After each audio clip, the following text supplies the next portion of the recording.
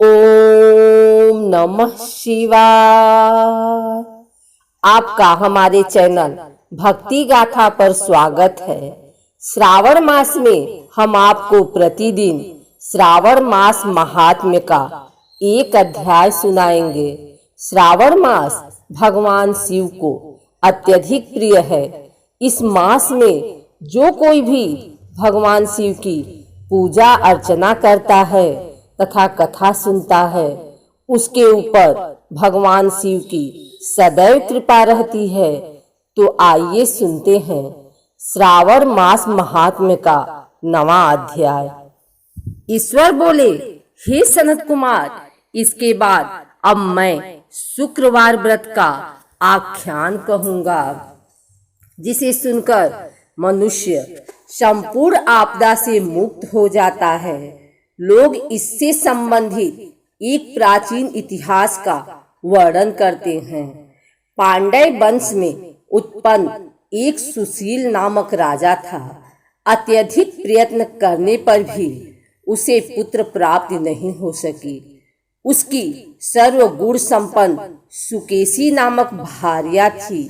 जब उसे संतान न हुई तब वह बड़ी चिंता में पड़ गया। तब स्त्री स्वभाव के कारण अति साहस युक्त मन वाली उसने मासिक धर्म के समय प्रत्येक महीने में वस्त्र के टुकड़ों को अपने उदर पर बांधकर उदर को बड़ा बना लिया और अपनी प्रसूति का अनुकरण करने वाली किसी अन्य गर्भिणी स्त्री को ढूंढने लगी। भावी देव योग से उसके पुरोहित की पत्नी गर्भिणी थी। तब कपट करने वाली राजा की पत्नी ने किसी प्रसव कराने वाली को इस कार्य में लगा दिया और उसे एकांत में बहुत धन देकर वह रानी चली गई। उसके बाद रानी को गर्भिणी जानकर राजा ने उसका पुंसवन और अनवलोभन संस्कार किया। 8वां महीना होने पर सीमंत्योन्यन संस्कार के समय राजा अत्यंत हर्षित हुए। इसके बाद उस पुरोहित पत्नी का प्रसव काल सुनकर वह रानी भी उसी के समान सभी प्रसव संबंधी चेष्टाएं करने लगी। पुरोहित की पत्नी चूंकि पहली बार गर्भवती थी, अतः प्रसूति कार्य के प्रति वह अनभिज्ञ थी और केवल प्रसव कराने वाली दाई के ही कहने में स्थित थी। तब उस दाई ने पुरोहित पत्नी के साथ छल करते हुए उसके नेत्रों पर पट्टी बांध दी और प्रसव के समय उसके पैदा हुए पुत्र को किसी के हाथ से रानी के पास पहुंचा दिया। इस बात को कोई भी नहीं जान सका। उसके बाद रानी ने उस पुत्र को लेकर यह घोषित कर दिया कि मुझे पुत्र रत्न की प्राप्ति हुई है। इन सब के बाद दाई ने पुरोहित की पत्नी के आंखों की पट्टी खोल दी। दाई अपने साथ मांस का एक पिंड लाई थी और उसने वह उसे दिखा दिया। फिर उसके सामने आश्चर्य तथा दुख प्रकट करने लगी कि यह कैसा अनिष्ट हो गया और कहने लगी कि अपने पुरोहित पति से इसकी शांति जरूर करवा लेना। कहने लगी कि संतान नहीं हुई कोई बात नहीं, पर तुम जीवित हो यह अच्छी बात है। इस पर पुरोहित पत्नी को अपने प्रसव के स्पर्श चिंतन से बहुत संदेह हुआ। ईश्वर बोले, राजा ने पुत्र जन्म का समाचार सुन जात कर्म संस्कार कराया और ब्राह्मणों को हाथी, घोड़े तथा रथ आदि प्रदान किए। राजा ने कारागार में पड़े सभी कैदियों को प्रसन्नता पूर्वक मुक्त करा दिया। उसके बाद राजा ने सूतक के अंत में नाम कर्म तथा अन्य सभी संस्कार किए। उन्होंने पुत्र का नाम प्रियव्रत रखा। हे सनत कुमार, श्रावण मास के आने पर पुरोहित की पत्नी ने शुक्रवार के दिन भक्ति पूर्वक देवी जीवंतिका का पूजन किया। दीवार पर अनेक बालकों सहित देवी जीवंतिका की मूर्ति लिखकर पुष्प तथा माला से उनकी पूजा करके गोधूम की पीठी के बनाए गए 5 दीपक उनके सम्मुख उसने जलाए और स्वयं भी गोधूम का चूर्ण भक्षण किया और उनकी मूर्ति पर चावल फेंका और कहा, हे जीवंती, हे करुणावे, जहां भी मेरा पुत्र विद्यमान हो आप उसकी रक्षा करना।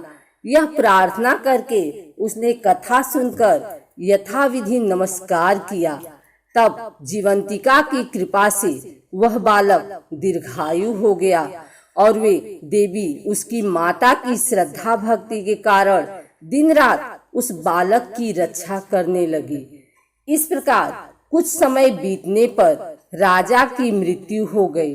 तब पितृभक्त उनके पुत्र ने उनकी पारलौकिक क्रिया संपन्न की।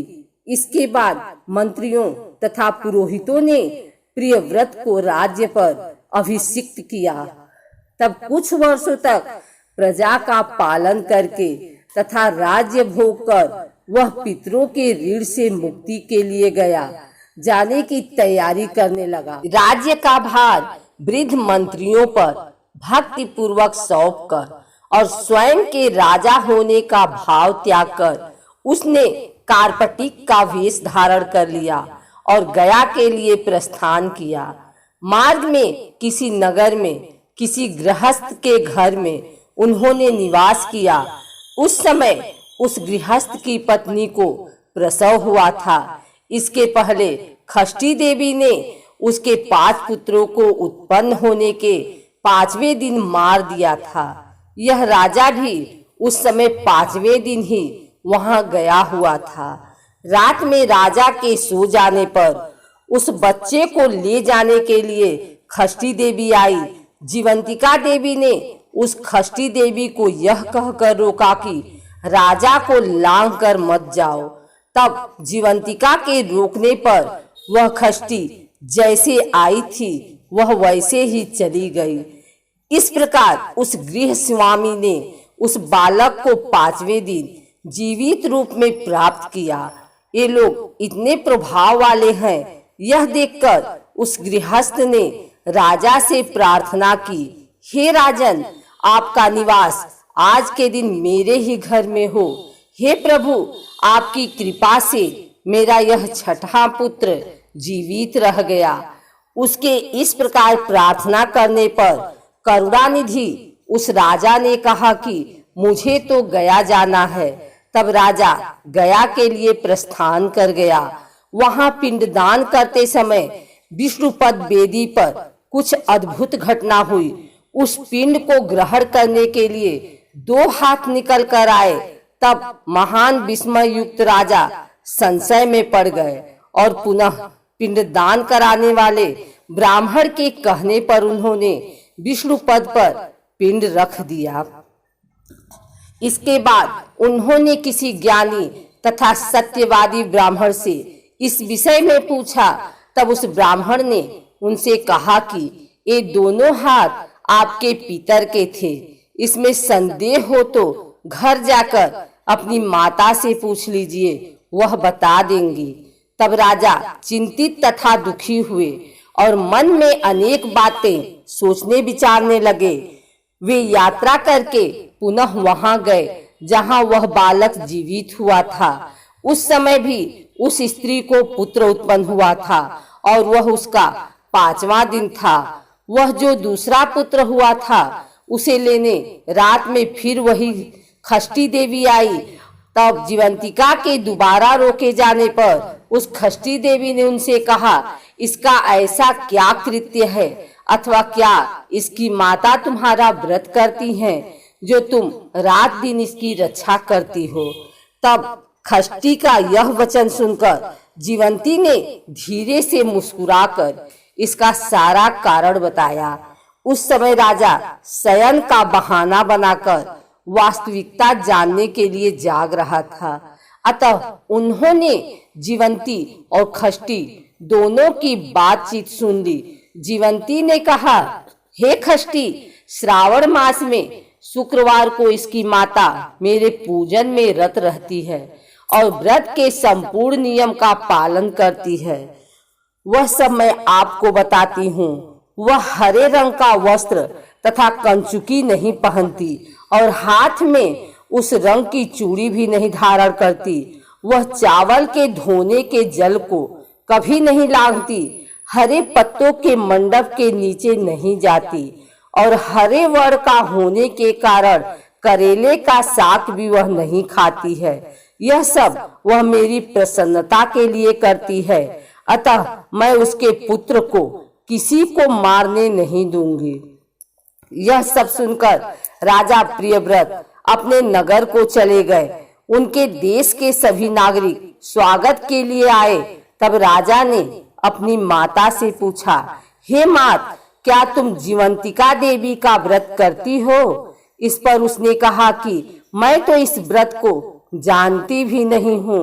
उसके बाद राजा ने गया यात्रा का समुचित फल प्राप्त करने के लिए ब्राह्मणों तथा सुवासिनी स्त्रियों को भोजन कराने की इच्छा से उन्हें निमंत्रित किया और व्रत की परीक्षा लेने के लिए सुवासिनियों को वस्त्र, कंचुकी तथा कंकड़ भेजकर कहलाया कि आप सभी को भोजन के लिए राजभवन में आना है। तब पुरोहित की पत्नी ने दूत से कहा कि मैं हरे रंग की कोई भी वस्तु कभी ग्रहण नहीं करती हूँ। राजा के पास आकर दूत ने उसके द्वारा कही गई बात राजा को बता दी। तब राजा ने उसके लिए सभी रक्त वर्ण के शुभ परिधान भेजे। वह सब धारण करके वह पुरोहित पत्नी भी राजभवन में आई। राजभवन के पूर्वी द्वार पर चावलों के धोने का जल पड़ा देखकर वह वहां हरे रंग का मंडप देखकर दूसरे द्वार से गई। तब राजा ने पुरोहित की पत्नी को प्रणाम करके इस नियम का संपूर्ण कारण पूछा। इस पर उसने इसका कारण शुक्रवार का व्रत बताया। उस प्रिय व्रत को देखकर उसके दोनों स्तनों में से बहुत दूध निकलने लगा। दोनों वक्ष स्थलों ने उस राजा को दुग्ध की धाराओं से पूर्ण रूप से सिंचित कर दिया।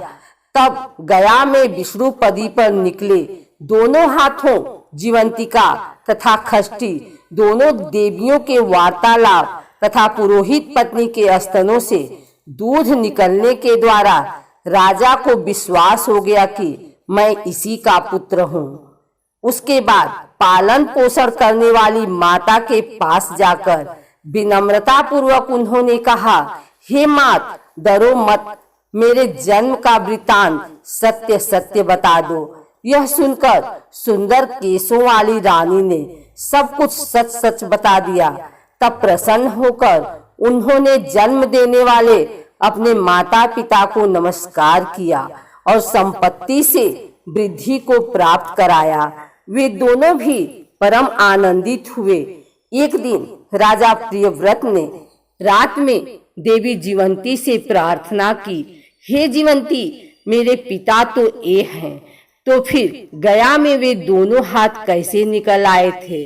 तब देवी ने स्वप्न में आकर संशय का नाश करने वाला वाक्य कहा, हे प्रियव्रत, मैंने तुम्हें विश्वास दिलाने के लिए ही यह माया की थी, इसमें संदेह नहीं है। हे सनत कुमार, यह सब मैंने आपको बता दिया। श्रावण मास में शुक्रवार के दिन इस व्रत का अनुष्ठान करके मनुष्य सभी मनोरथों को प्राप्त कर लेता है। इस प्रकार श्री स्कंद पुराण के अंतर्गत ईश्वर सनत कुमार संवाद में श्रावण मास महात्म्य में शुक्रवार जीवंतिका व्रत कथन नामक 9वां अध्याय पूर्ण हुआ।